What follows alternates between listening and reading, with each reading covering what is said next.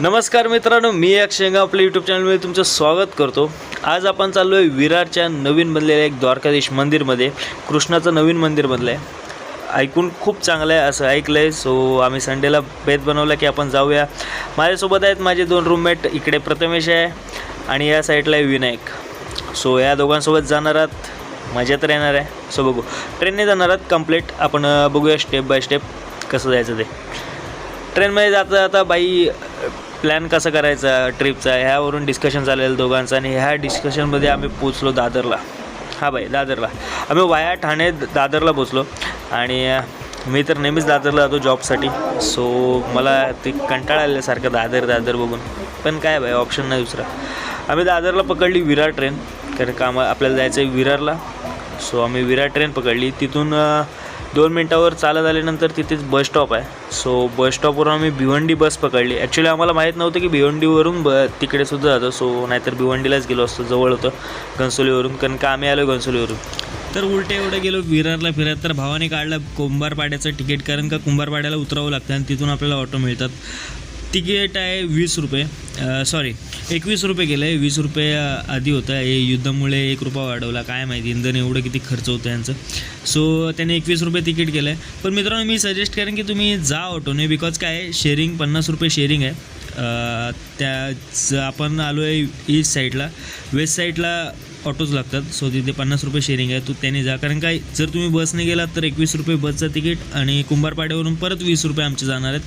ते मी पुढे सांगतो तुम्हाला कसं. तोपर्यंत काहीतरी युनिक पाहिजे म्हणून मित्र बोलला चल व्ह्यूज दे.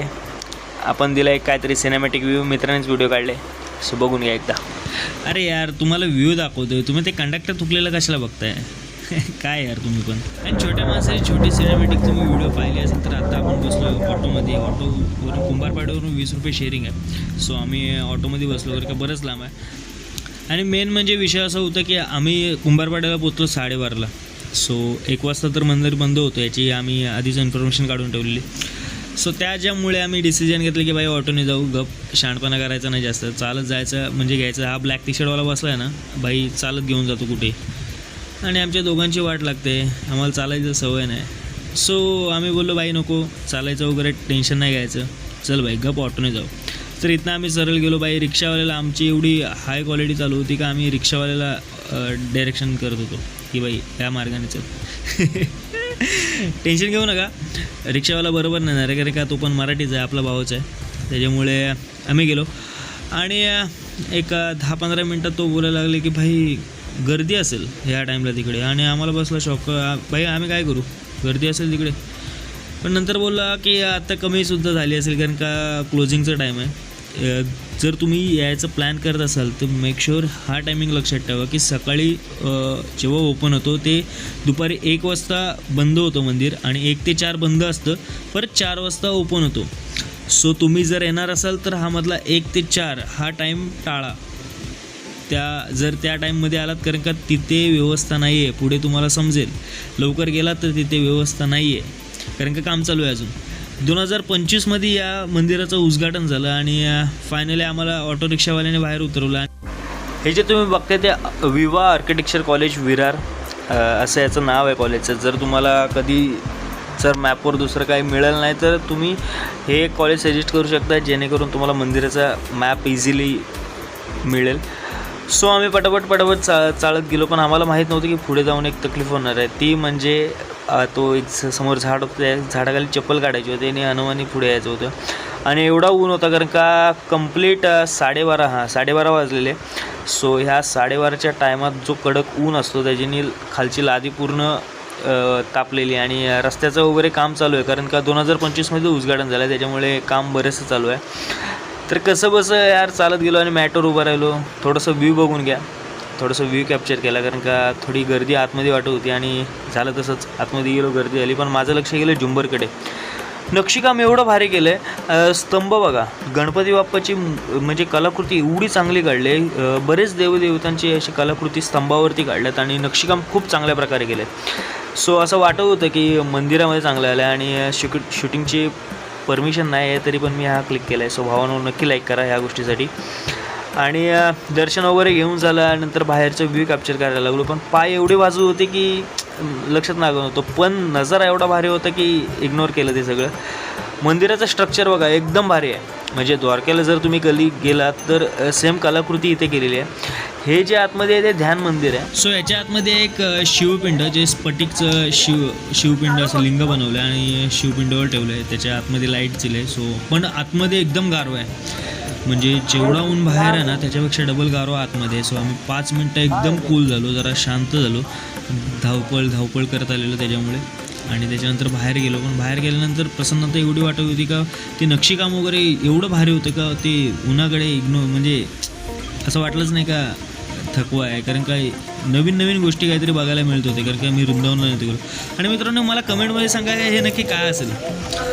कारण का मी तिथे पहिल्यांदा जेव्हा पाहिलं तेव्हा मला समजलं ना की एक्झॅक्ट काय आहे तिथे. आणि तिथे चेअरवर बसलेल्या गुरुजींसोबत जेव्हा आमचं बोलणं झालं तेव्हा ते म्हटले हे आहे गोवर्धन पर्वत. वृंदावनमधलं जर तुम्ही डेमो बघताय 100% तिथे गोवर्धन पर्वत येणार याची मला खात्री होती. पण आम्ही कन्फर्म केलं. काही गोष्टी कन्फर्म केलेल्या चांगल्या असतात. जर तुम्ही इथं बघितलं तर तुम्ही डिक्टो तिथे सगळ्या गोष्टी मेन्शन केलेल्या आहेत. वरती मंदिर आहे, त्याच्यानंतर गायी वगैरे दाखवल्या चरताना, त्यानंतर खाली नद्यांचा प्रवाह, कोणत्या दिशेला कोणती नदी वाहते, कशी आहे ते सगळं दाखवलेलं आहे. असं छान असं डोंगर केलेलं आहे. आणि आम्ही पूर्ण त्याला फेरा मारायचं ठरवलं की पूर्ण गोल बघू काय. आणि त्याच्या मागे आम्हाला एक गोष्ट समजली जी अन्योर म्हणून एक तिथे एक देवी बसवलेली. मला एक्झॅक्ट पण माहिती नाही. जर तुम्हाला माहिती असेल या गोष्टीबद्दल तुम्ही नक्की कमेंटमध्ये मला सांगा. तर का मलासुद्धा हेल्पफुल होईल, मलासुद्धा थोडी इन्फॉर्मेशन मिळेल ह्यातून. सो आम्ही ते सगळं गोवर्धन पर्वत बघितलं. आणि भाई ज्यासाठी मी नक्की इथे आलो आहे ते पहिले म्हणजे मंदिराचं नक्षीकाम. आणि हे जे तुम्ही ध्वज बघताय 52 गजांचं ध्वज आहे. मुंबईमध्ये फार कमी अशा मंदिरांवरती असं तुम्हाला ध्वज मिळेल बघायला. सो हे पण एक इथलं इंटरेस्टिंग अशी गोष्ट आहे का तुम्हाला असं वेगळ्या प्रकारचा एक ध्वज बघायला मिळणार आहे जे 52 गजांचं आहे. आणि नक्षीकाम तर अप्रतिम. म्हणजे तुम्ही ह्या गोष्टीमध्ये काहीच बोलू शकत नाही. तुम्ही जर मंदिराला व्हिजिट करायचं ठरवलं तर खूप साऱ्या गोष्टी आहेत जिथे तुम्ही इथे शिकू शकता. का तुम्ही एक कला बघा, म्हणजे ज्या नक्षीकला बघा, बाकीच्या गोष्टी आहेत. त्यानंतर तिथला आजूबाजूचा परिसर, त्यानंतर मंदिराला जे सजवलं आहे ते एकदम भारी आहे. त्यांची जी विशिष्ट रचना तयार केली आहे.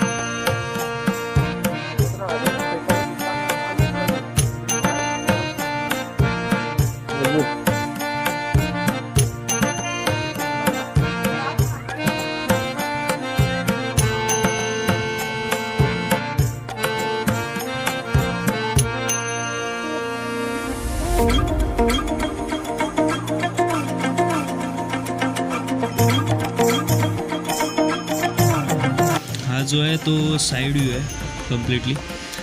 सो असे वेगवेगळ्या प्रकारचे इथे कम्प्लीट वृंदावनचं मिनी मॉडेल. म्हणजे म्हटलंच जातं आहे की मुंबईमध्ये पहिल्यांदा वृंदावनचं मिनी मॉडेल आलेलं आहे. आणि हा बाई विनायकला काय ऊन मजबूत लागलेलं असो त्या चेहऱ्याला चटके वगैरे त्याला समजत ना काय करू. आणि हे बघा हे माझ्या मागं कम्प्लीट म्हणजे फ्रंट साईडने दिसतो आहे. तुम्हाला थोडंफार आयडिया आली असेल तर तुम्ही बघितलं असेल तर तुम्हाला असं वाटेल की भाई बाहुबलीचं सेट बनवलं की काय. पण तसं नाही, उगाच काही डोक्यात आणू नका.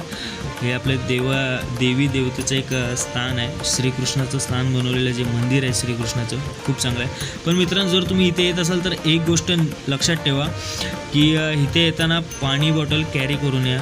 कारण का मंदिराचं काम अजूनही चालू आहे, त्याच्यामुळे कोणतीही व्यवस्था अशी केलेली नाही. खरं तर करायला हवी होती. पब्लिक खूप येते, माणसं खूप येत आहेत दर्शनाला बघण्यासाठी येतात. पण ह्या काही ठराविक गरजा आहेत ते त्यांनी तिथे ठेवायला होते. म्हणजे फिल्ट्रेशनचं पाणी ठेवायला पाहिजे होतं, फिल्टर ठेवायला पाहिजे होतं पाण्याचा. त्याच्यानंतर तिथे उभं राहण्यासाठी काहीतरी शेड्स वगैरे बांधायला हवे होते, पण असं काहीही दिसून येत नाही तिथे. सो माझ्या मागं पण बघू शकतो की रस्त्याचं काम वगैरे चालू आहे. पण ठीक आहे, सगळ्या गोष्टी चालू आहेत. पण थोडंसं माणसांसाठी पण त्यांनी काहीतरी करायला पाहिजे होतं. पण असं काही गोष्टी येत नाहीत. सो तुम्ही जर जाणार असाल तर त्या गोष्टी तुम्ही लक्षात ठेवूनच जा, एक कन्सिडर करूनच जा की एकतर संध्याकाळच्या टाईमला जातो तर बेस्ट टाईम असेल. 4 ते 9 वाजेपर्यंत ओपन असतो संध्याकाळी. सो तो टाईम फार सुटेबल आहे. आणि आम्ही दर्शन करून निघालो आणि पुढे गेल्यानंतर हे बाई फॅन्स वगैरे घेऊन जात होते. प्रथमेश बोलत होतं की बाई आम्हाला एक फॅन द्या, आम्ही इथे फॅन लावून बसतो जरा. पण नाही बाई तिथे काय आपलं काही चालत नसतं. बाहेर आल्यावर समजलं की अन्नछत्र बाहेर ओपन केले, कारण का काम चालू आहे, म्हणून आम्ही लाईनमध्ये थांबलो प्रसादाच्या आणि प्रसाद घेतलं. सो प्रसाद खूप चांगला आहे. तुम्ही गेलात तर इथं अजिबात मिस करू नका, नक्की घ्या प्रसाद आणि प्रसाद ग्रहण करा. सो मित्रांनो, हा व्हिडिओ तुम्हाला कसा वाटला तुम्ही नक्की कमेंटमध्ये सांगा. आपल्या व्हिडिओला लाईक करा, आपल्या चॅनलला सबस्क्राईब करा. आणि तुम्हाला वाटतं ना की आपल्या मुंबईमधलं मिनी द्वारका हे सगळ्यांनी पाहिलं पाहिजे, तर शेअर करा ना मित्रांनो. तुमच्या फॅमिलीला शेअर करा, मित्रमैत्रिणींना शेअर करा, त्यांनासुद्धा बघूया. भेटूया एका नवीन डेस्टिनेशनवर नवीन ब्लॉगसोबत. तोपर्यंत बाय बाय.